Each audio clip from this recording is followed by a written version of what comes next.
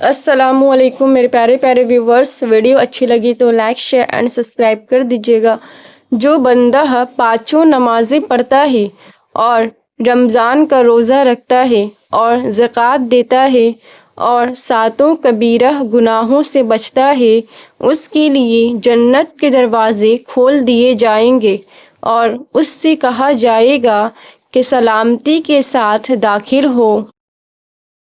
روزہ کھانا پینا چھوڑ کر وزن کم کرنے کا نام نہیں، بلکہ گناہ چھوڑ کر اپنے غرور کو ختم کرنے کا نام ہے۔ رسول صلی اللہ علیہ وسلم نے فرمایا، جس نے رمضان کے روزے کو فرض سمجھ کر ثواب کی نیت سے رکھا وہ بخشا گیا۔ ہم نہ ہوں گے شاید، پر اگلے سال بھی آئے گا رمضان۔ در حقیقت رمضان نہیں، انسان ہے مہمان۔ کیا خوب عبادت بخشی ہے روزے میں آپ نے، یا رب! صبر بھی، شکر بھی، فکر بھی، ذکر بھی، رحمت بھی، نعمت بھی۔ پہلے عشرہ کی دعا۔ رب اغفر وارحم وانت خیر الراحمین۔ اے میرے رب، مجھے بخش دے اور مجھ پر رحم فرما، اور تو ہی سب رحم کرنے والوں سے بڑھ کر رحم کرنے والا ہے۔ کئی لوگ تو نماز پڑھتے ہی نہیں اور کئی پڑھتے ہیں تو بے دھیانی والی۔ حقیقت یہ ہے کہ فلاح وہی لوگ پائیں گے جو نماز میں خشوع اختیار کریں گے، یعنی ان کا دھیان ان الفاظ کی طرف ہو کہ میں کیا کہہ رہا ہوں۔ کڑوا سچ، رمضان وہ واحد مہینہ ہے جس میں آخرت کا سامان سستا اور دنیا کا سامان مہنگا ہو جاتا ہے۔ نماز کے بدلے جنت، حج کے بدلے جنت، زکوٰۃ کے بدلے جنت، ذکر کے بدلے جنت، تہجد کے بدلے جنت، خیرات کے بدلے جنت، اور روزے کے بدلے تمہیں اللہ ملے گا۔ اے اللہ پاک، ہماری جو زندگی گزر گئی اس پر ہم تیرا شکر ادا کرتے ہیں اور اپنے گناہوں کی معافی مانگتے ہیں۔ تو ہمیں معاف کر، اور جو زندگی باقی ہے اس پر ہم تیری رحمت کے طلبگار ہیں۔ اے اللہ پاک، تو ہم پر اپنی رحمت کے دروازے کھول دے، آمین۔ جنت کے 8 دروازے ہیں، ان میں سے ایک کا نام الریان ہے، جس سے صرف روزہ دار ہی داخل ہوں گے۔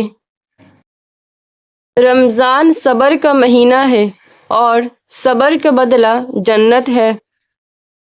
رسول صلی اللہ علیہ وسلم نے ارشاد فرمایا، جب رمضان کا مہینہ آتا ہے تو آسمان کے تمام دروازے کھول دیے جاتے ہیں، جہنم کے دروازے بند کر دیے جاتے ہیں اور شیاطین کو زنجیروں سے جکڑ دیا جاتا ہے۔ روزہ کیا ہے؟ سیدنا عبداللہ بن عباس رضی اللہ تعالی عنہ نے عرض کی، یا رسول اللہ صلی اللہ علیہ وسلم، روزہ کیا ہے؟ نبی کریم صلی اللہ علیہ وسلم نے فرمایا، یہ قرض ہے جس کا بدلہ دیا جائے گا۔ رسول صلی اللہ علیہ وسلم نے ارشاد فرمایا، جس نے رمضان کے روزے کو فرض سمجھ کر ثواب کی امید سے رکھا وہ بخشا گیا۔ روزہ رکھنے والے پر فجر سے پہلے نیت۔ رسول صلی اللہ علیہ وسلم کا فرمان ہے، جس نے فجر سے پہلے پختہ نیت نہ کی اس کا روزہ نہیں۔ اگر رمضان نہ آتا تو عذاب آ جاتا۔ حضرت علی نے فرمایا، اگر اللہ کو امت محمدی صلی اللہ علیہ وسلم پر عذاب کرنا مقصود ہوتا تو ان کو رمضان اور سورہ اخلاص کبھی عنایت نہ کرتا۔ یا اللہ، اس رمضان میں ہمارے ان تمام گناہوں کو معاف فرما دے جو ہم نے جان بوجھ کر کیے اور وہ بھی جو ہم نے انجانے میں کیے، آمین یا رب العالمین۔ رسول صلی اللہ علیہ وسلم کا فرمان ہے، جس نے رمضان کے روزے ایمان کے ساتھ اور ثواب کی نیت سے رکھے، اس کے گزشتہ گناہ معاف کر دیے جاتے ہیں۔ میرے پیارے رب، اس پیارے مہینے کے صدقے میں لکھ دے ہمارے نصیب میں برکت والا رزق اور ایسی زندگی جس میں تیری رضا شامل ہو۔ خوش قسمت ہیں وہ لوگ جنہیں یہ رمضان بھی نصیب ہوا، اور اس سے بھی زیادہ خوش نصیب ہیں وہ جو اپنے رب کو راضی کر لیں گے۔ غازیوں کا اب سیلاب آنے والا ہے۔ پتہ چلا ہے کہ رمضان آنے والا ہے۔ اب مسجدوں کا دائرہ ذرا بڑا کر دو، بس 1 ماہ کا مسلمان آنے والا ہے۔ رسول صلی اللہ علیہ وسلم نے فرمایا، جس شخص نے بغیر عذر اور بیماری کے رمضان کا 1 روزہ بھی چھوڑ دیا تو خواہ ساری عمر کے روزے رکھتا رہے، وہ اس کی تلافی نہیں کر سکتا۔ ماہ رمضان میں دل کھول کر خرچ کرو، چونکہ رمضان میں خرچ کرنا ایسا ہی ہے جیسا کہ فی سبیل اللہ خرچ کرنا۔ غیب سے کچھ انتظام کر دے، رمضان میں مدینے کا مہمان کر دے، آمین۔ قرآن اور روزہ 2 بڑے سفارشی۔ رسول اللہ صلی اللہ علیہ وسلم نے فرمایا، روزہ اور قرآن بندے کے لیے سفارش کریں گے۔ روزہ عرض کرے گا، رب جی، میں نے دن کے وقت کھانے پینے اور خواہشات سے اسے روک رکھا، اس کے متعلق میری سفارش قبول فرما۔ اور قرآن عرض کرے گا، میں نے اسے رات کے وقت سونے سے روکے رکھا، اس کے متعلق میری سفارش قبول فرما۔ ان دونوں کی سفارش قبول کی جائے گی۔ رمضان ایک ایسا مہینہ ہے جس میں آہستہ آہستہ یہ احساس ہونے لگتا ہے کہ وہ شیطان نہیں تھا، وہ ہم خود تھے۔ اے ماہ رمضان، آہستہ چل، ابھی کافی قرض چکانا ہے، اللہ کو کرنا ہے راضی اور گناہوں کو بخشوانا ہے۔ کچھ خواب ہیں جن کو لکھنا ہے اور تعبیروں کو پانا ہے۔ اپنے کچھ آنگنوں میں خوشیوں کے دیپ جلانے ہیں، کچھ توبہ کرنا باقی ہے اور رب کو ہم نے منانا ہے۔ جنت کا کرنا ہے سودا، جہنم سے خود کو بچانا ہے۔ اے ماہ رمضان، آہستہ چل۔ اے میرے کریم رب، اس رمضان المبارک کے مہینے میں میری عبادت قبول فرما۔ اے اللہ، میری توبہ قبول فرما، میری مشکلات دور کر دے، میری جائز حاجات پوری کر دے۔ میرے رب، جو لوگ بیماریوں کا شکار ہے ان کو شفا کا معاملہ عطا فرما۔ جو لوگ بے اولاد ہیں ان کو نیک اور صالح اولاد عطا فرما۔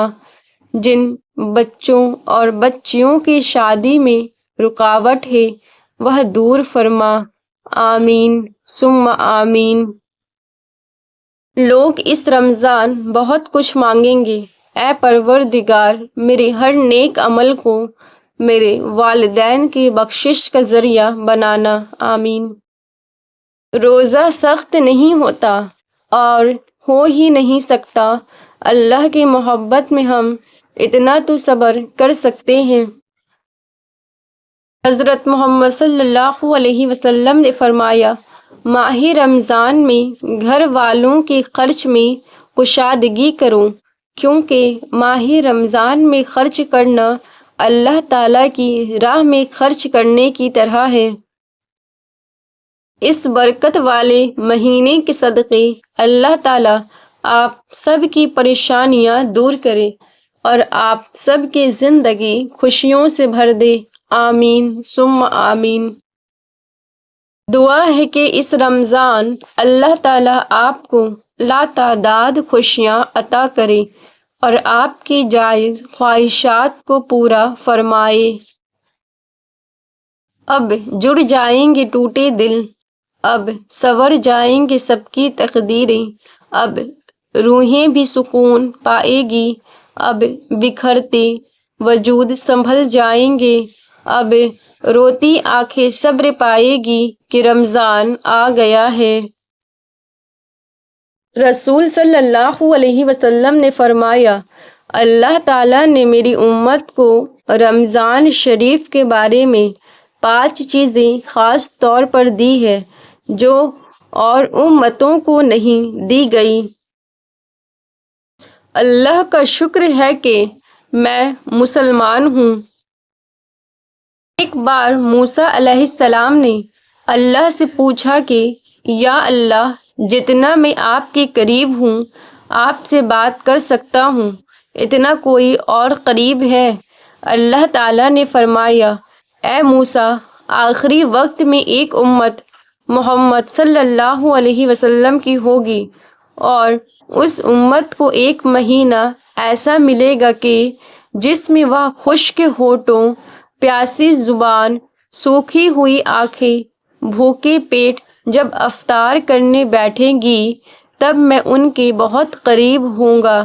موسیٰ، تمہارے اور میرے درمیان 70 پردوں کا فاصلہ ہے، لیکن افطاری کے وقت اس امت اور میرے درمیان ایک پردے کا فاصلہ بھی نہیں ہوگا، اور جو دعا وہ مانگیں گے اسے قبول کرنا میری ذمہ داری ہوگی۔ سبحان اللہ۔